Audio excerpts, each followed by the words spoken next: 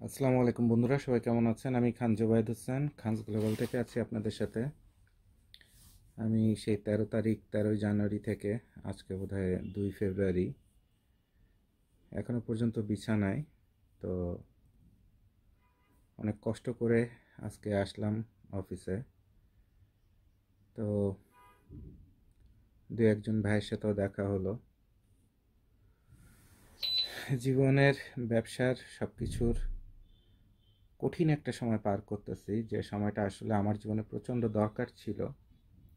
কারণ আমি আমার লাইফে কখনো কোনো সেভিংস করিনি, হয়তোবা করার সুযোগও পাইনি। কারণ এতগুলো মানুষের দায়ভার আমাকে পরিচালনা করতে হয়। এবং আমরা যেভাবে ব্যবসা করি আপনারা জানেন, এখানে যে সামান্য ইনকামগুলো করি সবই চোখের সামনে আপনাদের। তো এটা দিয়ে কোম্পানি, ফ্যাক্টরি, এতগুলো মানুষ আসলে টিকে থাকা সম্ভব হয় না। তো যার কারণে যে আসলে খুব বিপদের মধ্যে, অনেকের কাছে মনে হয় যে জুবাইর ভাই বোধহয় অনেক টাকার মালিক, অনেক সম্পদের মালিক, অনেক কিছু। তো আমি আমার নিজের যোগ্যতায় কোনো সম্পদেরই মালিক না, একটা ফ্ল্যাটের মালিক না, একটা জমির মালিক না। সারা পৃথিবীতে আমার নামে কিছু নাই, এবং কোনো ব্যাংকের থেকে শুরু করে কোথাও কোনো কিছু নাই। একদম মন খুলে বলে দিলাম আপনাদের, মন খুলে বলে দিলাম। যদি কেউ কোনো কিছু পেয়ে থাকেন জানাবেন আমাকে, পেয়ে আমাকে দরকার গিফট দিবেন।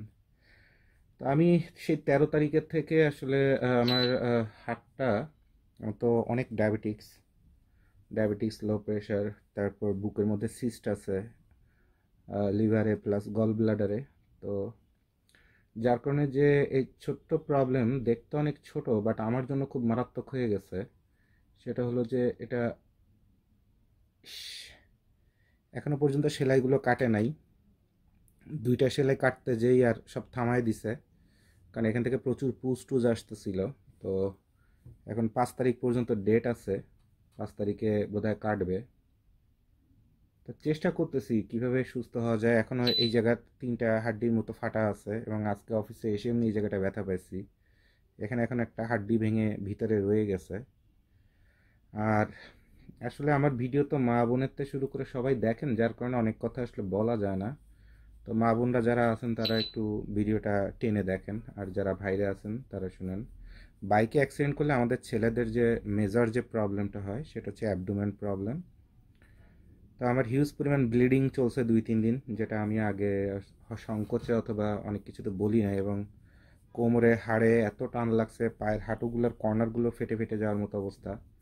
তো সোজা দাঁড়াতে পারি না, বাম পায়ের মাংস, মানে থাইয়ের মাংসগুলো সব পচে গেছে ভিতরে, প্রেশার খেয়ে, বাড়ি খেয়ে। সবচেয়ে বেশি প্রবলেম আমার যেটা হয়েছিল, যেটা বাইরে থেকে হয়তো আপনারা দেখছেন, যে জুয়েদ ভাইয়ের হাতের সমস্যা, এ তো 5 দিনের মধ্যে ঠিক হয়ে যাবে। তো উনি কেন বেডে শুয়ে আছে? হ্যাঁ, বোধহয় কিছু পাওনাদার আছে, এই জন্য বোধহয় বেডের মধ্যে শুয়ে থাকে, অসুস্থতার ভান করতেছে। তো বেসিক্যালি হচ্ছে কি, আমি আজকে বলতে বাধ্য হচ্ছি, সেটা হচ্ছে যে আমার অ্যাবডোমেন থেকে হিউজ ব্লিডিং হয়েছে এই অ্যাক্সিডেন্টে। আমার প্যান্ট ট্যান্ট ছিঁড়ে টিড়ে রক্তে ভরে গেছিলো। তো এরপরে আমার 7 দিন মতো আমার বাসায়ও কেউ ছিল না, একা একা সব কিছু আমার করা লাগছে। হয়তোবা কিছু সঠিক করছি, সরি, এখানে দড়িটা বেঁধে দেওয়ার মতো কেউ নাই, পুরো অফিসে আমি একা। এরকম একটা জীবাণুযুক্ত জিনিসও গালে দেওয়া লাগতেছে, কিছু করার নাই। যাই হোক, তো একা একা কিভাবে বাঁচতে হয়, এই জিনিসটা আল্লাহ এই কদিন আমাকে শেখাইছে। একা একা কিভাবে আবার ঘুরে দাঁড়াইতে হয়। আর আমি কৃতজ্ঞ আমার ভাই, অফিসের মার্চেন্ডাইজিং ম্যানেজার সাকিব ভাইয়ের কাছে। উনি যতদূর পারছেন আমার সেবা করছে। এটা আপন ভাইও ভাইয়ের জন্য করে না, তো এটা আমি ওনার কাছে কৃতজ্ঞ। তো উনিও একা মানুষ, হয়তো বা ফ্যাক্টরি অফিস এগুলো খুলে রাখতে পারতেছে না, ফ্যাক্টরিটাও বন্ধ হয়ে আছে। কারণ মালিক থাকলেও গার্মেন্টস ধ্বংস হয়ে যায়, আর মালিক না থাকলে যা হয়, এরা কেউই চোর বাটপার কিছু না, কিন্তু নিজেরা নিজেরা গ্যাঞ্জাম ফ্যাসাদ ঝগড়াঝাটি করে টোরে, হ্যাঁ চাকরি করবো না, মুক্ত মুখ এগুলো করে চলে গেছে। তো এখন আমি অনেক কষ্ট করে আজকে অফিসে আসছি।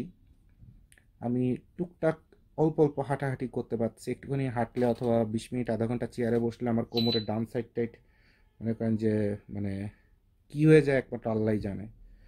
আর এই হাই অ্যান্টিবায়োটিক, তারপরে এগুলোর কারণে আমার মাথার মধ্যে যে যন্ত্রণা, আপনারা আমাকে অনেকে ফোন দেন, মেসেজ দেন, কিছু কিছু ব্যক্তি আছে একবারে 20টাও ফোন দেন। তা আমি বুঝি না কোন বিবেকে দেন, এটা কি ভালোবাসার জন্য দেন, নাকি মরার জন্য দেন, না মারার জন্য দেন, কি জন্য দেন আমি এটা বুঝি না। একটা কলই যথেষ্ট। আমার একটা কলের জায়গায় ৩টা কল যে দেয় অথবা ২টা কল যে দেয়, মনে করেন মনে মনে ২টা বকাঝকা দিয়ে ফোনটা রেখে দিই। কারণ আমার সব কিছুতে আপনাদের বলা আছে। তো একবারে ১টা ২টা ৫টা ১০টা ফোন তো দেওয়ার কোনো প্রয়োজন আমি মনে করি না। একটা কল একজন মানুষের যেহেতু অনেক নাম্বার সেভ করা আছে, আপনারা যারা পরিচিত যদি মনে করেন একজন পাওনাদার, তার নাম্বার তো অবশ্যই সেভ করা আছে। তো একটা ফোন দিলেই তো হয়, তাই না? তো আমার বিরক্তিতেই দেখা যায় ৭ দিনের ফোন ব্যাক করি না। তো ব্যবসা করতে গেলে পাওনাদার থাকবে, ব্যবসা করতে গেলে আমিও মানুষের কাছে টাকা পাই। কিন্তু আমরা তো সারা বাংলাদেশ ঘুরে ঘুরে মামলা করতে পারি না, সারা বাংলাদেশ ঘুরে ঘুরে ওই আপনার মুস্তান টুস্তান ভাড়া করে নিয়ে তারপরে টাকা উদ্ধারের জন্য নামতে পারি না। তাতে এই পাশে তো সব দেউলিয়া হয়ে যাবে। কিন্তু দুইজন মানুষও যদি টাকা পায়, দেখা যায় যে অফিসে আসে, এসে দেখা যায় যে একটা সিন ক্রিয়েট করার মতো অবস্থা করে। তো এটা খুব বাজে বিষয়, বাজে বিষয়। একটা জিনিস মাথায় রাখতে হবে, খুব মজার বিষয় বলি আপনাদের, এগুলো আপনারা জানেন না, আপনাদের কমন সেন্স কম, পুঁথিগত বিদ্যা বেশি, আর মানুষের শোনা কথায় লাফান বেশি, এই জন্য এগুলা আপনাদের প্রবলেম। আপনারা কথার কথা, আমার কথা বাদ দেন, কোনো এক জায়গায় মনে করেন টাকা পাবেন, এই টাকাটা নিয়ম হচ্ছে ভালো ব্যবহার করে সুন্দর ভালোবাসা দিয়ে উল্টে সহযোগিতা করে টাকাটা উদ্ধার করে নেওয়া। কেমন? মনে করেন আপনি একটা ১,০০০ পিসের একটা জিন্সের প্যান্টের অর্ডার দিয়েছেন। এখন আপনি অর্ডারটা করবেন না, এখন কোম্পানিও টাকা ফেরত দিতে পারছে না, হয়তো বা টাকাটা ফেব্রিক্সে আটকে আছে অথবা অন্য জায়গায় কোনোভাবে আটকে আছে, কিন্তু আপনার টাকা আর্জেন্ট দরকার। তো আপনি তখন কী করবেন? তখন প্রয়োজনে আপনি ওই কোম্পানিতে আরও ১০টা কাজের জন্য সুপারিশ করে দিবেন, যেন ১০টা কাজ পাইছেন ভাই, এবার এই ১০টা কাজের থেকে আমার টাকাটা আমাকে একটু দিয়ে দেন, আর আপনি পরে অ্যাডজাস্ট করে নিয়েন। আর আমাদের সমাজে এখন শিক্ষিত পোলাপান, অনার্স মাস্টার্স করা ভার্সিটিতে পড়া পোলাপানেরও মাইন্ড সেট আপ, অথবা কেসে বয়সে মনে করেন আমার চেয়ে ১০ বছর বড়, তাদের মাইন্ড সেট আপ কি, যে টাকা পাই এখনই টাকা দিবা, না হলে থানা পুলিশ করবো, নয় মামলা করবো, নয় কেসে মুস্তান ডাকবো, নয় বিএনপি ডাকবো, নয় আওয়ামী লীগ ডাকবো। ভাই, যে বেটা দেউলিয়া হয় সে আরও বেশি দেউলিয়া হওয়ার জন্য এখন ইন্টারেস্টেড। বড় বড় গার্মেন্টসে দেখেন না যে ভাঙচুর হয়, লেবাররা ওয়ার্কাররা ভাঙচুর করে।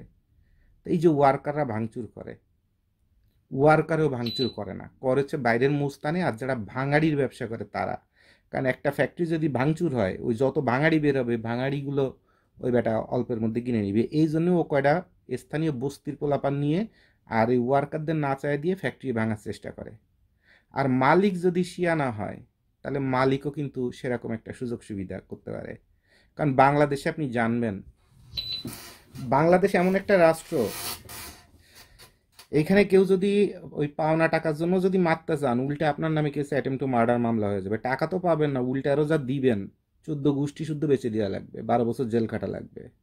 তা এরপরে ওই ভাঙচুর করে পোলাপানে, যেমন ওই যে দেখি যে এই আশুলিয়াতে ফ্যাক্টরিতে আগুন লাগায়, তা আগুন লাগালে তো সবচেয়ে ভালো, ব্যবসার জন্য সবচেয়ে ভালো। কারণ একটা ওয়ার্কাররা বেতন পাবে ১ কোটি টাকা, ওই বেটার লোন আছে ব্যাংকে ১০০ কোটি টাকা, আগুন লাগায় ও পারলে ওই মালিক আরও ছিয়া, না হলে মালিক কবে যে ওরা যেটুকুন আগুন লাগাইছে আমরা নিজেরা নিজেরা লোকজন মিলে আরও বেশি আগুন ধরায় দেয়, দিয়ে সাংবাদিক ডাক দে, ফায়ার সার্ভিসে ডাক দে, পুলিশে ডাক দে, যে সব ভাঙচুর হয়ে কোম্পানিকে দেউলিয়া করে দিচ্ছে। এরপর ব্যাংকে অ্যাপ্লাই করবে, দেউলিয়া ঘোষণা করবো, ওর ১,০০০ কোটি টাকা মাপ। উকিল ধরলে এগুলো সব করা যায়। এই ওয়ার্কারে কি বেতন পাবে? ওয়ার্কারে বেতন পাবে না। গার্মেন্টস মালিক ওই ১,০০০ কোটি টাকারই কি হয়েছে মাফ হয়ে যাবে, মামলা চলতে থাকবে ১০ বছর ধরে, ১০ বছর পরে ১,০০০ কোটি টাকাই মাফ, ব্যাংক দেউলিয়া। তা গার্মেন্টস মালিকরা অথবা যারা বড় বড় ঋণ খেলাপি, তারা তো চাই যে আপনি আগুন লাগান, আপনি ভাঙচুর করেন, আপনি মুস্তানি দেখান, আপনি দুইটা থাপ্পড় মারেন। এগুলো যেসব ব্যবসায়ী অলরেডি অনেক টাকা দেনা হয়ে গেছে, যারা থানা পুলিশ যাদের কাছে ভাত মাছ, তারা এগুলো খুব অ্যাকসেপ্ট করে এবং খুব খুশি হয়, খুব খুশি হয়। থানায় একটা মামলা করেন, বলবে ভাই টাকা দিতে পারবো না, আমার কোর্টে নিয়ে নিয়ে যান। কোর্টে যাবে, পরে ২ দিনের মধ্যে আপনার ওই ইয়ে করে চলে আসবে, জামিন নিয়ে চলে আসবে, ১০ বছরে টাকা পাবেন না। থানা পুলিশে যাবেন শালির বিচার করতে, পুলিশে বিচার মানে তাল গাছ সমান সমান, কত কত টাকা পাবেন ১০ লাখ, আপনি দিয়ে দিবে আর ৫ লাখ, আর আমার গাড়ি দিবে ৫ লাখ, আর মধ্যখানে পুলিশ আপনার কাছ থেকে হবে ৫০,০০০, আমার কাছ থেকে হবে ৫০,০০০। তা আমার তো ১০ লাখের জায়গায় ৬ লাখ দিলেই হয়ে গেল। কথার কথা বুঝেন। মোস্তান নিয়ে আসবেন, ভাই ব্রাদার নিয়ে আসবেন, রাজনীতি নিয়ে আসবেন, আমি চাবো অথবা ওই ব্যবসায়ী চাবে, দুটো উত্তেজনামূলক কথা বলে আপনি যাতে হয় বাংসুর করেন না, আমারে দুইটা থাপ্পড় মারেন অথবা তারে দুইটা থাপ্পড় মারেন। ব্যবসায়ী এটা চায়। ওই থাপ্পড় একটা মারছেন অথবা কেসে একটা টোক্কা পর্যন্ত মারছেন, ওইটুকুনি খালি রেকর্ড দরকার, আর কিচ্ছু দরকার নাই। প্রত্যক্ষ দোষী দরকার, শেষ। এবার আপনি তো টাকা পাবেন না, উল্টে আপনার নামে কতগুলো মামলা হবে, আর কোম্পানির মামলা, বড় মামলা, ব্যক্তির চেয়ে কোম্পানি বড়, কলজা শুদ্ধে বেরোয় চলে যাবে। তা আমার এরকম দু একটা ঘটনা ঘটছে আমার এখানেও বেশ আগে। তা আমি কিন্তু খুব ভদ্রলোক মানুষ, তো ছোট ভাই ব্রাদার একবার যারে ডাকি, দেখা যায় যে দেখে টেকে না দেখার ভান করে মাফ করে দিই। আর আমি হচ্ছে এমন একটা মানুষ যার শরীরে এখনো মানুষের 4 আনা পয়সা মেরে খাওয়ার কোনো ইচ্ছাও নাই এবং রেকর্ডও নাই। যে যেখানে টাকা পাবে তাকে চেক দেওয়া আছে অথবা কমিটমেন্ট দেওয়া আছে অথবা লেটার দেওয়া আছে এবং বলা আছে ভাই বিপদে আছি, একটু ধৈর্য ধরতে হবে, কিচ্ছু করার নাই। আপনি আমার কাছ থেকে টাকা নিয়ে বাসায় গেলেন, আপনার মা যে কালকে সকালে অ্যাক্সিডেন্ট করে অথবা সন্তান যে অ্যাক্সিডেন্ট করে 3 মাস বিছানায় থাকবে না, এটার গ্যারান্টি দেন তো আমারে। আর তখন যে 1 লাখ পাবেন, এর বিনিময়ে আপনার ওখানে যে আপনার 10 লাখ বেড়ে যাচ্ছে, সেটা কোনো গ্যারান্টি দিতে পারবেন? তাহলে মনুষ্যত্ব কাজে লাগাইতে হবে, ভালোবাসা কাজে লাগাইতে হবে। কাজ করতে গেলে হাজার বাধা আসবে, কাজ করতে গেলে হাজার ভালো কিছু আসবে, কিন্তু সেটাকে আলোচনা করে ভ্রাতৃত্বের মাধ্যমে সেটাকে সমাধান করা একমাত্র বুদ্ধিমানের কাজ। তো আপনার এই ভিডিওর এই কথাগুলো বলার একটা কারণ, যে আমার রিসেন্টলি দেখলাম যে আসলে বড় বড় অনেকগুলো গার্মেন্টসে আগুন টাগুন ভাঙচুর হ্যান ত্যান। ইভেন আমিও লাস্ট যেদিন সিরাজগঞ্জ গেছিলাম সেদিন রাতে 13 ঘন্টা বোধহয় বাসের মধ্যে বসেছিলাম টঙ্গী রাস্তায়। তো আমার এই ভিডিওটা আপনারা পারলে একটু ভাইরাল করে দিবেন। স্পেশালি কোথায় ভাইরাল করবেন? যত গার্মেন্টস শ্রমিকদের যত ফেসবুক গ্রুপ টুরুপ যত যা আছে, যেন গার্মেন্টস শ্রমিকরাও অন্তত, এই বড় বড় ফ্যাক্টরির যত শ্রমিকরা আছে তারা আমার এই ভিডিও দেখে এই জিনিসটা শিখে, যে তারা যে মালিকের এই ভাঙচুরটা করে, কয় টাকার ভাঙচুর করে? 50 লাখ টাকা, 1 কোটি টাকা, 2 কোটি টাকা। ততক্ষণে তো পুলিশ চলে আসে, ফায়ার সার্ভিস চলে আসে। 2 কোটি টাকার ক্ষতি হইলো, সমস্যা কি? মালিক ব্যাংকে 1,000 কোটি টাকার দেনা আছে। আপনি যে ভাঙচুর করবেন, ভাঙচুর করার পরে পুলিশে টাকা দিবে, সাংবাদিকরে টাকা দিবে, ফায়ার সার্ভিসে টাকা দিবে, আরো 1 কোটি খরচ করলো মালিক, 2 কোটি খরচ হয়ে গেল। 2 কোটি ধ্বংস করছে না, মালিক 1 কোটি খরচ করলো, 3 কোটি। এটার বিনিময়ে আর কোর্টের উকিল টুকিলের মধ্যে ওই 1 কোটির মধ্যে ধরে নেন। এত তো লাগে না, বিশাল বড় ব্যারিস্টার ধরলো, এত লাগে না। ব্যারিস্টার এখন রাস্তাঘাটে ঘুরে বেড়ায় ভাতের অভাবে, কয়টা টাকা দিলেই সেরকম খেলা খেলতে পারে। তা ব্যারিস্টার কি হয়েছে আপনার দেখা দিবে, এরপরে যে তার দেউলিয়া দেখায় দিবে, আগুনে পুড়ে সব ধ্বংস হয়ে গেছে। দেখেন না বাংলাদেশ ব্যাংকে যেখান থেকে হাজার হাজার কোটি টাকা পাচার হয়ে গেছে, শুধুমাত্র এত বড় বাংলাদেশ ব্যাংকের ওই রুমটাতে খালি মাত্র আগুন লাগছে, সার্ভার রুমে, আর কোথাও লাগে নাই।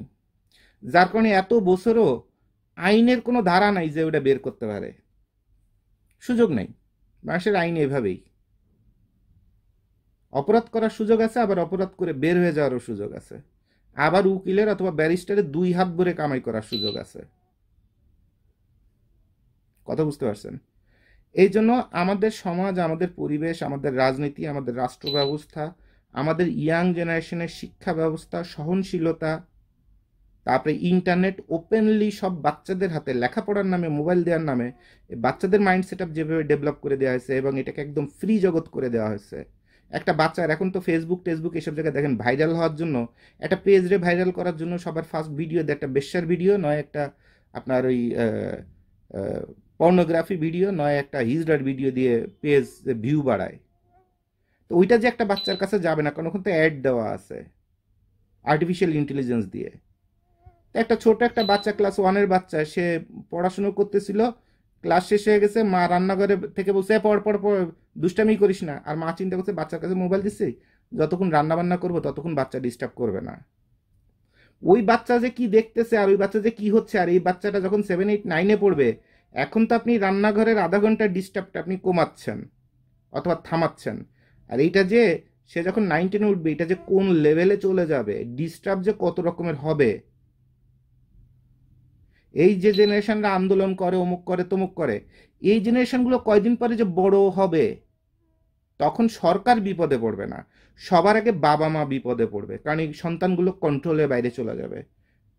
তারা স্বাধীনতাকে জানে, গণতন্ত্রকে জানে, কিন্তু স্বাধীনতাটা পাওয়ার পরে সেটা কিভাবে যত্ন করতে হয়, গণতন্ত্র পাওয়ার পরে কোন ডিসিপ্লিনে চলতে হয় এই জিনিসটা তো জানে না। আমি কিন্তু কোনো দলের কথা বলতেছি না, আমি সমাজের অবক্ষয় এবং অর্ধশিক্ষা এবং অপশিক্ষার কথা বলতেছি। তাহলে এখন থেকে 5-7 বছর, কিছুদিন আগে যেমন বলছিলাম না একটা ভিডিওতে, আগামীতে ধর্ম হবে সবচেয়ে বড় ব্যবসা, টের পাচ্ছেন? আরও কিছু বলে দিব, রাজনীতির অনেক সূত্র বলে দিব, যেগুলো কোনো টিভি চ্যানেল, টক শো, তারপরে পিএইচডি, ডক্টরেট, এ বালসাল দিয়ে আপনারা পাইতেন না। জোবায়েদ ভাই বলে দিবে, রাজনীতি শিখাই দিবে। কোনো দলের হয়ে না, কোনো গোত্রের হয়ে না, কোনো সমাজের হয়ে না, কোনো রাষ্ট্রের হয়ে না, শুধুমাত্র মানুষ যেন যে যে রাষ্ট্রে আছে, সে যদি আমার বাংলা ভাষার কথাগুলো যদি বুঝে, সে সেই রাষ্ট্রে একজন নাগরিকের কি দায়িত্ব কর্তব্য আছে এবং তার কি কি সেন্স থাকা উচিত, কোন কোন সিচুয়েশনে রাজনৈতিক, ওটা আমি শিখাই দিব। গার্মেন্টস শিখাই দিছে আল্লাহ আমাকে, তো 2-3 সেকেন্ডের জন্যই মারা যেতাম। এবং দেখেন কেমন একটা ঘটনা, আমি সকালবেলা গেলাম ফরিদপুরে, সেখান থেকে গেলাম বরিশালে, বরিশালের অনেকগুলো ভিডিও দেখছেন, একটা ওই সন্ধ্যা ব্রিজের পরে দাঁড়ায় ভিডিও করছি, সেটাও দেখছেন, ইট ওয়াজ বিউটিফুল। এরপর আসার সময় রাজুর নামে যে জায়গাটা, টেকেরহাটের একটু আগে, মানে ওইখানে 20 মিনিট মোটরসাইকেল চালা পার হয়ে গেলে আর আশা করা যায় বড় ধরনের অনেক কিছু চিন্তা করা লাগতো না, অ্যাক্সিডেন্ট। কারণ এটা বাকিটা তো ওই ভাঙা থেকে ঢাকা পর্যন্ত মাওয়া পর্যন্ত সব তো ওয়ান ওয়ে রাস্তা, ঢাকা পর্যন্ত, যাত্রাবাড়ি পর্যন্ত, তো আশা করা যায় যে এত বড় কিছু চিন্তা করা লাগতো না। তো সবচেয়ে গুরুত্বপূর্ণ আল্লাহ জানে বাঁচাইছে। কারণ খুব মজার ঘটনাটা দেখেন, আপনাদের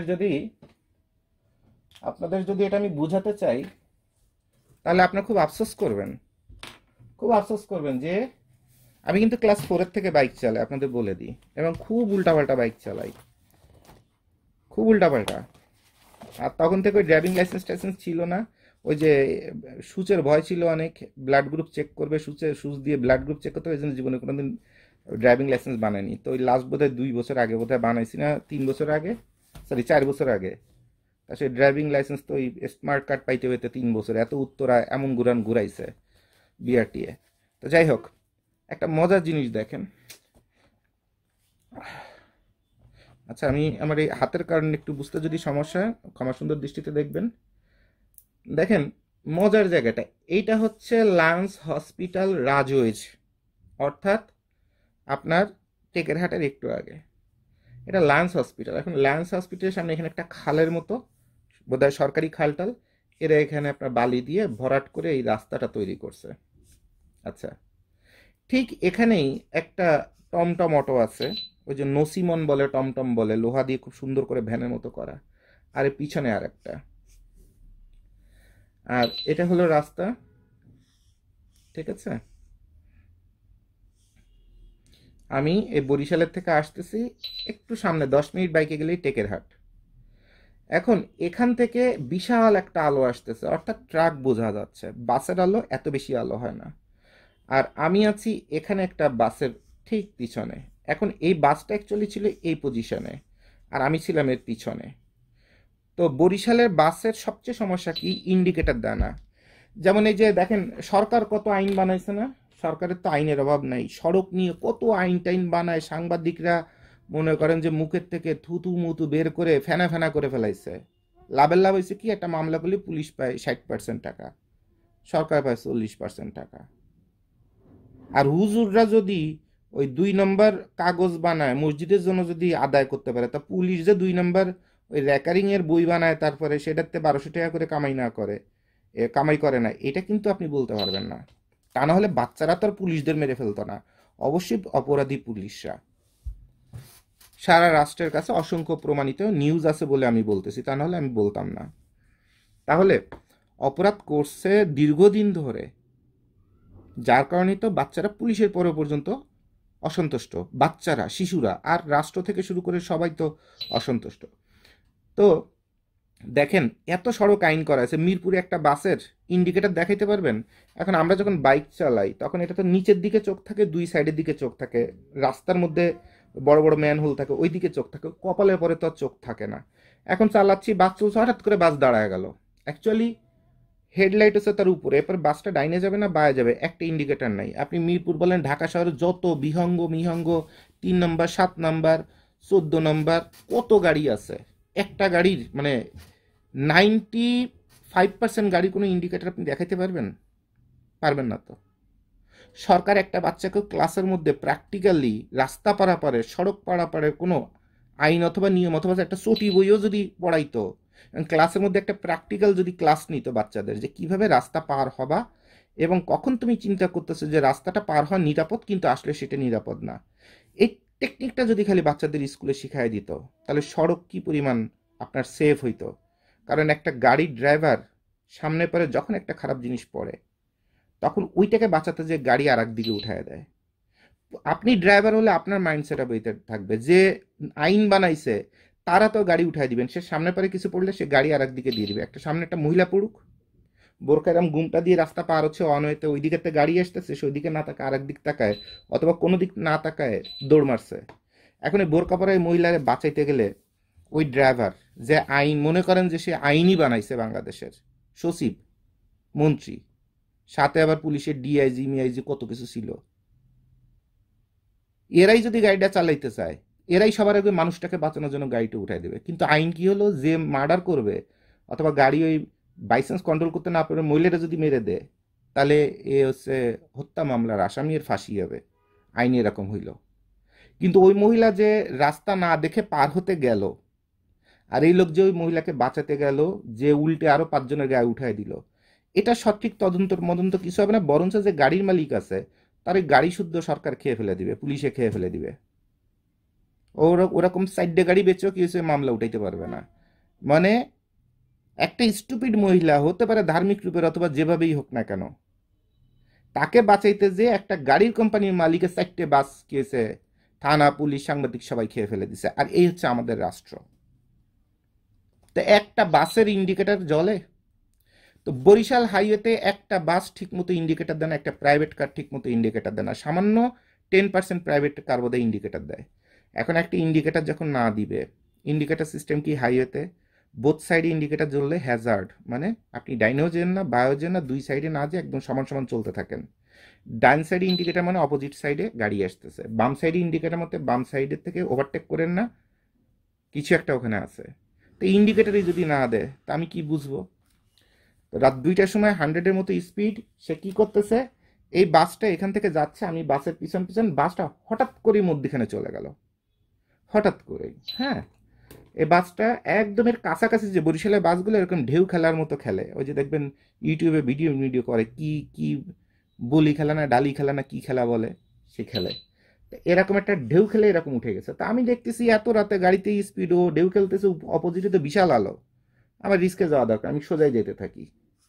কিন্তু বাম সাইডে যদি ইন্ডিকেটার মাত্র আগেই যে বাম সাইডে কিছু একটা আছে ডান সাইডে কিছু একটা আছে, তুমি কোনো দিকে যেও না, আমার পিছন পিছন থাকো, তাহলে কিন্তু আমি সেফ। ও উঠে গেল, এখানে আবার বিশাল আলো, হাই হাই লাইট, যে ওভারটেক করার সময় লাইটগুলো লো করতে হয় সেটাও করে নাই। আর আমি এখান থেকে ওর পিছনে না, আমি চিন্তা করলাম অপোজিটে গাড়ি, ও ডেউ ডেউ খেলতেছে, আগেও দিয়েছি কয়েকবার ডেউ খেলছে, তাহলে আমি সোজাই যাই, বাম সাইড তো ফাঁকা। আমি এখানে যেই এমনি 5 আর 10 হাত সামনেই দেখি যে আপনার নসিমন। আমি যদি বুদ্ধি খাটাইতে যেতাম ডানে বামে গাড়ি বাইকটা ঘুরাই দিতাম, তাহলে হাড্ডি মাড্ডি গলা মাথা কিচ্ছু থাকতো না। আমি একদম সোজা মেরে দিছি, আমার মোটরসাইকেলের সামনে যে 2টা রড থাকে সাসপেনশন, দুটো রড হেডলাইট টাইট সব ভেঙে একদম ভিতরে ঢুকে গেছে। এবং মোটরসাইকেলটা আমার মায়ের মতো, আমাকে যে কতবার বাঁচাইছে এবং এবার যে বাঁচালো, এটা আসলে এই কৃতজ্ঞতার স্বীকার করা যাবে না। অনেকে চিন্তা করেন মোটরসাইকেল অশুভ খারাপ, আর আমি বলবো এই মোটরসাইকেলটা আমার মায়ের মতো, আমাকে জানটা বাঁচাই দিছে। এবং এই মোটরসাইকেলটা কত চালায়, কত সময় বাঁচাইছে, কত মানুষের কস্টিং কমায় দিছি, কত কমের মধ্যে কত ভাই ব্রাদারে কাপড় তৈরি করে দিছি এই মোটরসাইকেলটা চালায়। তা আমার নিজের শরীরের জন্য যেটুকুন মায়া কষ্ট, তো এই মোটরসাইকেলটার জন্য এখনো পর্যন্ত আমার বুক ছিঁড়ে যাচ্ছে। মোটরসাইকেলটা এখনো আছে, খুব কম দামি একটা মোটরসাইকেল, বাট এত লক্ষ্মী মোটরসাইকেল আমার জীবনে চালাইনি, আমি এত বাইক চালাইছি। তো এটা আমাদের এক ভক্ত এবং বলতে গেলে একদম আপন ভাইয়ের মতো আমাকে ভালোবাসে, রিচার্ড বৌদ্ধ ভাই। ওনার কাছে, উনি টেকেরহাটের গির্জার শিক্ষক, উনি ওনার ওয়াইফ খুব সম্মানীয় ব্যক্তি, এবং আমাকে যে কত ভালোবাসে এটা আসলে বলে বুঝাইতে পারবো না। তো উনি আমাকে উল্টে বকাঝকা শুরু করেছে, আরে ভাই রাত 2টার সময় অ্যাক্সিডেন্ট করছেন, আপনি তো সবার আগে আমার একটা ফোন দিবেন, রাত 2টা বাজুক 4টা বাজুক, আপনারে কোথা থেকে কি করতে হবে সব আমি করব। তো পরে মোটরসাইকেলটা ওখানে ফেলে রেখে আসছিলাম, পরের দিন যে উনি ওখানে এক ভদ্রলোকের কাছে, পরে উনি যে ওখান থেকে মোটরসাইকেলটা নিয়ে এসে ওনার বাসায় রাখছে, হয়তো বা আল্লাহর ইচ্ছায় ঠিক করা যতটুকুন করা যায়, কারণ এটা পার্টস টার্টস অ্যাভেলেবেল না। তো এখন দেখেন এই বাসটা যে হঠাৎ করে উঠে গেছে অমনি আমি যে মেরে দিছি, তবে এই ট্রাকটা ঠিক 2 থেকে 3 সেকেন্ড আগে আমাকে এই পজিশনটা ক্রস করছে। তা আমি এখানে মেরে দিয়ে একদম এখানে চলে গেছি। তা আমি যদি 3 সেকেন্ড আগে ট্রাকটা যদি পিছনে থাকতো, আমি ট্রাকের সামনে পড়তাম, আমার লাশ টাশ পৃথিবীতে কোনোদিন আমার চেহারাই খুঁজে পাইতো না, কারণ তখন সবার 100-এর উপর স্পিড। সামনের বাসটা মেবি 110 এরকম হইতে পারে। বরিশাল রুটের পটুয়াখালী রুটের গাড়িগুলো খুব জোরে চালায়। তো এখানে আসলে এই বাসটার যদি ইন্ডিকেটার সিস্টেমটা যদি থাকতো তাহলে অ্যাক্সিডেন্টটাও ঘটতো না। এবং এই যে দুটো নসিমন, একটা হচ্ছে আপনার সিমেন্ট ভরা ছিল, সেটা নষ্ট হয়েছে, আর একটাতে লোড দিচ্ছে, এবং এই নসিমনেই সন্ধ্যার সময় একটা অ্যাক্সিডেন্ট করে একটা ছেলে আর তার গার্লফ্রেন্ড দুজনই মারা যাওয়ার মতো অবস্থা। তারপরে এত বেয়াদব এবং এত ঘাউড়া, ও গাড়ি দুটো রাস্তার পরের থেকে সরায় নিবেন, আগে যেটা গাছের ডালটাল কিছু রাখবে তার কোনো সংকেত সিগন্যাল অথবা একটা লাল কাপড় অথবা একটা লাইট রিফ্লেক্টর কাপড় টাপড় কিছু একটা ঝুলাবে, কোনো ফিলিংসই নাই। তো সন্ধ্যা অ্যাক্সিডেন্ট করছে, আবার রাত 2টার সময় আমি অ্যাক্সিডেন্ট করছি। তো ওই দিন আপনার পেপারে দেখছেন 13ই জানুয়ারি দুইটা রোড অ্যাক্সিডেন্ট, দুইটা মার্ডার হয়েছে ওই রাস্তাতেই। ঠিক আছে। এবং আর একটা মজার বিষয়, সব থেকে আফসোসের এবং লজ্জাদায়ক মজার বিষয় দেখেন, এই যে এখানে তো সিমেন্ট পড়ে আছে রাস্তার পরে, ব্রেক তো মারা যায় না। আবার এই যে বালি ভরছে, এই বালিও রাস্তার পরে, এখানেও ব্রেক মারার সুযোগ নাই। তা আমি এখানে অ্যাক্সিডেন্ট করার পরে এখান থেকে ওরা আমার কোলে করে নিয়ে ধরে টরে গেল এই লায়ন্স হসপিটালের গেটে। তো এখানে বাবার বয়সী এক দাড়িওয়ালা নামাজি, মানে দেখতে গেট আপ সেরকম, সে বসে আছে। তা আমি তো তখন কাঁপতেছি, মানে শীতের মধ্যে, তারপরে এরকম অ্যাক্সিডেন্ট, হাত থেকে ব্লিডিং হচ্ছে, পেটের থেকে ব্লিডিং হচ্ছে, অ্যাবডোমেন থেকে। তো ওখানে বললাম যে ভাই আমাকে একটু পানি দেন, আমার দমটা বন্ধ হয়ে যাচ্ছে। তাই কি হয়েছে? বলছে অ্যাক্সিডেন্ট হয়েছে, ওই যে বাইক ভাঙ্গা। তো বলছে যে তা চোখে কিছু হয়েছে নাকি? বলে না, চোখে কিছু হয় নাই। তা এটা তো চক্ষু হসপিটাল, ওই সদর হসপিটালে যান। তা আমি ওনাকে বলছি দেখেন ভাই, আমার দমটা বন্ধ হয়ে যাচ্ছে, আমার মুখে একটু পানি দেন, একটু পানি খেয়ে ফ্লোরে বসি, আপনার গেটের সামনে একটু বসি। ওই সামনে বড় করে স্ল্যাব ঢালাই দেওয়া। তা আমি একটু বসি ভাই, আমার একটু পানি দেন, একটু শরীরে একটু জিরাই, এরপরে আমি হসপিটালে আমার নিয়ে যাবে। তো কয় না, এখানে চক্ষু হসপিটাল, এখানে বসা যাবে না, এখানে ডিস্টার্ব করেন না। তা ভাই আমার একটু পানিও দেবেন না? কয় না, এত রাতে এইসব ব্যবস্থা এখানে নাই, আপনারা যত তাড়াতাড়ি পারেন চলে যান। তা আমাকে যে কজন নিয়ে যাচ্ছিল, যে ভ্যানটান ওই লোডার, তারা পারলে ওরে মারতে যায়, যে মানুষ এরকম বাপের বয়সী মানুষ, মানুষ মৃত্যুর আগে একটু পানীয় তো দেয়।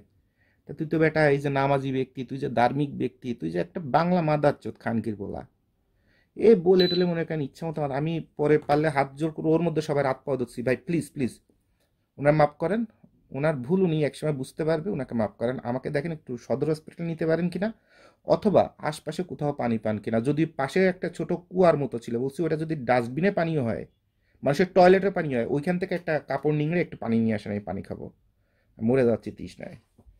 তো এরপরেও এই হুজুর, তারপরে যে দারোয়ান, যে তার বিবেকে কাজ করলো না যে মানুষটাকে একটু পানি দেই।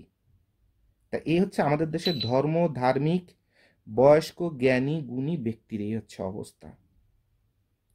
তা এই অ্যাক্সিডেন্টটা আসলে আমার করা উচিত ছিল, যে আমি যেভাবে মানুষের জন্য কাজ করি, নিজের স্বার্থ, নিজের সম্পদ, নিজের বাচ্চার ভবিষ্যৎ, নিজের শখ, নিজের ব্যাংক ব্যালেন্স, কোনো কিছুর কথা চিন্তা না করে, নিজে পারলে নিজের বাপের জমি বেছে বেছে মানুষকে আমি এখানে ট্রেনিং দেই, শেখাই।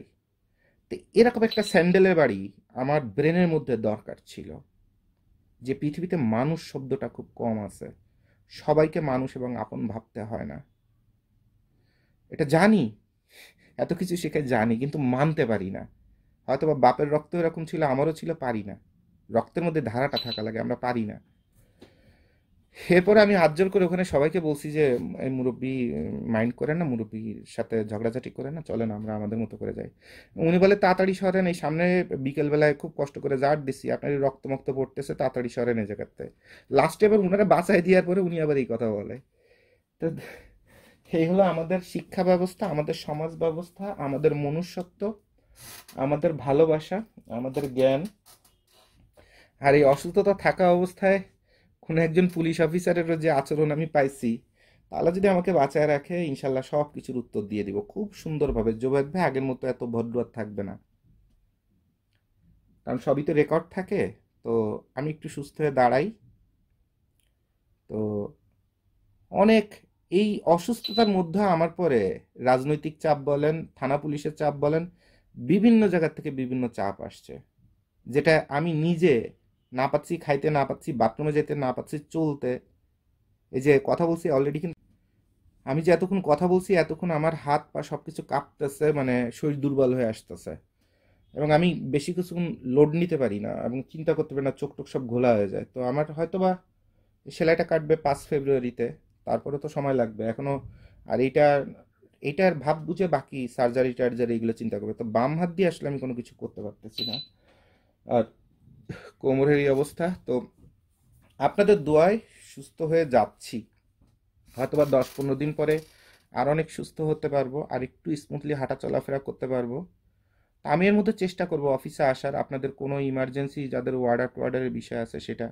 আবার ঈদের আগে আপনারা জানেন ঢাকা শহরে রোজার ঈদের আগে কেউ চাকরি টাকরি ছাড়তে চায় না, কারণ রোজার ঈদ আর কোরবানি ঈদের বোনাসের জন্য তারা কাজ করে, গার্মেন্টস ওয়ার্কাররা। আবার আছে রোজার ঈদের আগে সদরঘাটটাট ওই দিকের যত ওয়ার্কার আছে সবাই রোজার ঈদের 10 দিন আগে চলে যাবে, অথবা চাঁদ রাতে চলে যাবে, আর কোরবানি ঈদ শেষ হয়ে গেলে তার 20 দিন পরে আসবে। তো এখন একটা বন্ধ ফ্যাক্টরি চালু করাও যেমন টাফ, তারপর একটা চ্যালেঞ্জিং এর বিষয়, আবার সেটা দৌড়াদৌড়ি করে যদি কাজ করা যায় তাহলে সেটা আরো ভালো। তো এখন মোটরসাইকেলও নাই, আমারও শরীরের অবস্থা এই। তো এর মধ্যে থেকে আমাদের সাকিব ভাই যে পরিমাণ পরিশ্রম করতেছে এটাকে ঘুরে দাঁড় করানোর জন্য, আমি গাইডলাইন দিচ্ছি, প্লাস আমাদের ফ্যাক্টরিতে হাফিজুর সাহেব, তারপরে এনারা সবাই মিলে চেষ্টা করতেছে যে কোনো জায়গা থেকে লাগলে 5 টাকা বেশি দিয়ে আমার ভালো কাজ করার মতো লোক দরকার, এবং ঈদের আগে কিছু কাজ না করলে তো বাসায় বাজারই থাকবে না, কি খেয়ে বাঁচবো।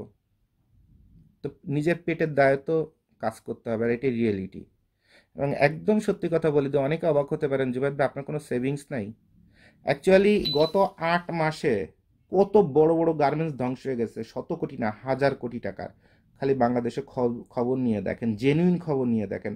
টঙ্গী থেকে একটা পাঠাওয়ার পিছনে উঠবেন, উঠে খালি গাজীপুর যাবেন আর দুই সাইডে খালি তাকাইতে থাকবেন, কত সোনা কত হাজার ফ্যাক্টরি বন্ধ হয়েছে। আর খালি তো টঙ্গী থেকে গাজীপুরে এইটুকুন শেখালাম, এরপরে সারা বাংলাদেশে চট্টগ্রামে যেখানে যা আছে কত বড় বড় ফ্যাক্টরি দেউলিয়া। তা আমরা এই যে 8টা মাস অফিসটা খুলে বসে আছি, কম করলে আমাদের এই ছোট্ট কোম্পানি তারপর 28 লাখ টাকার উপরে দেনা হয়ে আছি খালি অফিসটা খুলে রাখার জন্য। তো এত দেনা, আর আমরা যে টাকা ব্যবসা করি অথবা যে পার্সেন্টেজ আমরা ইনকাম করি সে দিয়ে আমরা তো 1 মাসই নিজে, মানে যে মাসে কাজ করছি ওই মাসের আমার বেতন ভাড়া সব উঠে না। আর এত মাস বসে থেকে কাজ করতে গেলে সেভিংস থাকলেও তো তাই নাই হয়ে যায়। তা আপনারা আমাদের কিছু অর্ডার দেন, আমরা চেষ্টা করি অর্ডারগুলো যত সুন্দরভাবে উঠায় দেওয়া যায়। আপনাদের সহযোগিতা ইনশাল্লাহ আমরা ঘুরে দাঁড়াবো, আমাদের টিম ঘুরে দাঁড়াবে। এবং আপনারা আমাদের অফিসে এসে সাকিব ভাইয়ের সাথে কথা বলে যদি অর্ডার দেন, প্রয়োজনে আমি কথা বলে দিলাম। এবং কোথায় কি ভালো মন্দ যা আছে আমি ঘরে বসে হোক অফিসে মাঝে মধ্যে 5-10 মিনিট এসে অন্তত একটা কিছু একটা করতে পারবো, চেষ্টা করতে পারবো। তবে আমার আরও সুস্থ হতে লাগবে, সময় লাগবে। তো আপনারা আমার জন্য দোয়া করবেন, কারণ আমারও ছোট 2টা বাচ্চা আছে, আমারও অভাব পড়ে। আমরাও যখন ব্যবসায় ক্ষতিগ্রস্ত হই তখন আমাদের যত ভাই ব্রাদার আমাদের এখানে চাকরি করে তাদের পরিবার নিয়েও টানাটানি বাঁধে। তো রিজিকের মালিক আল্লাহ, আল্লাহ একটা ব্যবস্থা করে দিবে, শুধু আপনার মন খুলে দোয়া করবেন। আর যদি আমাদের কাছে যে যেখানে সামান্য কিছু পান, হয়তো বা 2-4টে ওয়ার্ডারে এরকম কিছু ঝামেলা বাঁধছে, আমরা ফুল ফ্যাক্টরি ট্যাক্টরি সব রানিং করে দিয়ে আমি চট্টগ্রাম গেছিলাম। আমি না থাকায় আসলে মিসম্যানেজমেন্টে সব ভেঙে গেছে এই 3টা মাসে। তো আমাদের ওখানেও লস, এখানেও লস, মানে একটা মহাসমুদ্রে পড়ে গেছি। আবার দেশের মধ্যে এমন কোনো কিছু চেঞ্জ হয়নি, একটা সিগারেট 5 টাকা থেকে 15 টাকা হয়ে গেছে, চা 15 টাকার নিচে পাওয়া যায় না, কিন্তু কাপড়ের দাম তো 3 গুণ বাড়ে নাই। তো যার কারণে এখানে আসলে ঘুরে দাঁড়ানো একটু কষ্টের কাজ। এবং আমরা যে সিচুয়েশনে আছি এখানে আর কেউ থাকলে হয় স্টক করে মরে যেত, না দেউলিয়া হয়ে যেত, না অন্য কিছু হয়ে যেত। তো আপনাদের দোয়ায় আর আপনাদের ভরসায় আর আপনাদের ভালোবাসায় আর স্যাক্রিফাইসে আমি আবার ইনশাল্লাহ এই ফ্যাক্টরি চালু করতেছি, অফিস চালু করতেছি। যত পরিশ্রম করতে হয়, তাতে পায়ে হেঁটে হেঁটেও যদি কাজ করতে হয়, আমি আপনাদের জন্য করতে রাজি আছি। আমার কোনো সমস্যা নাই, আমার মনের দিকের থেকে কোনো সমস্যা নাই। আর ঢাকা শহর আপনারা দেখছেন ঈদের আগে নয়, আরও 1 মাস আগের থেকে ঢাকা শহরে সকাল থেকে মতিঝিল বলেন, উত্তরা বলেন, কোনো জায়গায় যদি যাইতে চান দিন একটা শেষ হয়ে যায় মোটরসাইকেল উল্টাপাল্টা চালানোর পরেও। আর এখন যদি আপনার এই বাসে চলে চলে কাজ করতে হয়, আর আপনারা যেভাবে ছোট কোয়ান্টিটি নিয়ে আসেন, এত রকমের চাহিদা নিয়ে আসেন, ওইটা কাভার করতে গেলে যত মুভ করতে হয়, তো একটা অর্ডার করতে হিউজ খালি গাড়ি ভাড়ার সময় নষ্ট, গাড়ি ভাড়া খরচ, তারপরে প্রতিদিনের একটা খরচ, প্লাস এতদিন একটা এমপ্লয়ি একটা কাজের জন্যই দৌড়াচ্ছে, সেটার একটা কস্টিং। তো দেখা যায় যে 500 পিস টি শার্ট যেখানে কথার কথা 250 টাকায় করা যেত, ওইটা যদি আমি আয় ব্যয় হিসাব করে আর আমার প্রফিটের ট্যাক্স নিয়ে যদি কাজ করতে যাই, ও মাল 1000 টাকায় বানালে তাও কিছু থাকে না। তো যার কারণে বাংলাদেশের যত গার্মেন্টস আছে এরা বলে পার স্টাইলে মিনিমাম 10,000 পিসের অর্ডার দিতে হবে, মিনিমাম 5,000 পিসের অর্ডার দিবে এক একটা স্টাইল, এর নিচে আনবেন আপনার কাজ করবো না, আর তাহলে আপনি সব কিছু আমাদের দিয়ে দেন, আমি খালি সেলাই করে দিই। অর্থাৎ সেই যে সময় নষ্ট, ভোগান্তি, কষ্ট, যেটা জুবায়েদ ভাই নিজের ঘাড়ে নিয়ে এই 4টা বছর আপনাদের করে দিছে, এত দৌড়াদৌড়ি ছুটাছুটি করে দিয়ে, কোনো মালিকের এত টাইম নাই। আর তারপরে মাল হবে ওই ছোট বাচ্চাদের দিয়ে, বাংলা মাল বানাবে। আর জুবায়েদ ভাই কি করে, 25,000 30,000 টাকা বেতন দিয়ে দিয়ে স্যাম্পল মাস্টারকে দিয়ে দিয়ে আপনাদের মাল বানায় দেয়। আপনার ফ্যাক্টরিতে এসে তো দেখেই গেছেন, অলরেডি আপনাদের কাছে প্রমাণিত যে আপনাদের মাল কোন লেভেলের বসরা মালগুলা বানায়, যার কারণে মালের কোয়ালিটি নিয়ে প্রবলেম হচ্ছে, ডেলিভারি টাইম নিয়ে আপনাদের কমপ্লেন, কিন্তু মালটা যখন পান তখন ঠিকই কিন্তু বুকে জোবায়েদ ভাইয়ের বুকে জড়ায় ধরেন যে এত কমের মধ্যে এই কোয়ালিটির মাল এই ফ্যাক্টরি থেকে পাইলাম, হয়তো বা 20 দিন পরে পাইছি, যেটা অন্য কোথাও সম্ভব না বর্তমান বাংলাদেশের পরিবেশ এবং আগামী দিনগুলোতে। তো আমরা এখন বলে দিচ্ছি আমরা 1000 পিসের নিচে আমরা কাজ করব না, কারণ আমাদের আসলে গাড়ি ভাড়া দিয়ে তারপরে এত দৌড়াদৌড়ি করে আমাদের কিছু থাকে না, পার স্টাইল 1000 পিস, ঠিক আছে? তো আপনারা যদি ওরকম সামর্থ্য অথবা মানসিকতা হয় আমাদের কাছে আসবেন, আর যদি সম্ভব না হয় তাহলে হাত জোর করে ক্ষমা চেয়ে নিব, কারণ আমাদেরও তো বাঁচতে হবে, আমাদের তো পরিবার আছে, ছোট বাচ্চা আছে, আমাদেরও পেট আছে। তো এই জন্য ক্ষমা চেয়ে নিব যে এর চেয়ে ছোটো কোয়ান্টিটি যদি আপনাদের করতে না পারি, ক্ষমা চেয়ে নিব। কারণ ছোটো কোয়ান্টিটি করতে গেলে ওয়ার্কারও চলে যায়, ওয়ার্কার বলে এত শর্ট কোয়ান্টিটিতে এত রকমের স্টাইলগুলো আমরা করতে পারবো না, একটা স্টাইলে অনেক কোয়ান্টিটি নিয়ে আসেন, আমরা আপনার এখানে কাজ করে দিব, ঠিক আছে? তো অনেক কথা বললাম, আর পেরে উঠতেছি না, তো সবাই মাফ করবেন। আর দেখি আমি আরও 5-10 দিন তো আমাকে বেডেই থাকতে হচ্ছে, কারণ একটা হাড়ের ক্ষয়ক্ষতি হলে এই হাড়টা তো পুরোটা ক্ষয়ক্ষতিগ্রস্ত, এগুলো ক্ষয়ক্ষতিগ্রস্ত, এখনও হাতে ঠিক মতো বল পাই না, তারপরে আপনার এইসব জায়গায় তো হাতই দেওয়া যায় না, অনেক ফুলে ছিল, এগুলো টানাইছে, মেডিসিন টেডিসিন এগুলোতে টানাইছে, বাট আজকে ফুল ব্যান্ডেজটা খুলে তারপরে একটু ওয়াশ টাশ করে আসছি, যাতে আপনারা দেখতে পারেন যে জগৎ ভাই কেমন আছে, কারণ অনেকেই ফোন করে জিজ্ঞাসা করেন যে ভাই কেমন আছেন, কোথায় আছেন, কিভাবে আছেন ভাই, এখন শরীরে কী অবস্থা।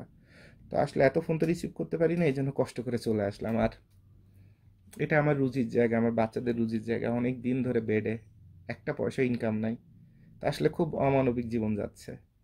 আর কোম্পানিটার জন্য খুব মায়া লাগছে, কান্না আসতেছে যে এত কষ্ট করে দাঁড়ানো একটা কোম্পানি, এত স্যাক্রিফাইস করে, এত নিজে না খেয়ে খেয়ে মানুষকে উপকার করা কোম্পানি, ট্রেনিং দেওয়া কোম্পানি, কোম্পানিটা বন্ধ হয়ে আছে, তা আসলে খুব খারাপ লাগতেছে। তাই জন্য আমার হাজার কষ্টে পরে আমি চলে আসছি কোম্পানিটার মায়ায়। তো আপনারা আমাদের জন্য দোয়া করবেন। আসসালামু আলাইকুম।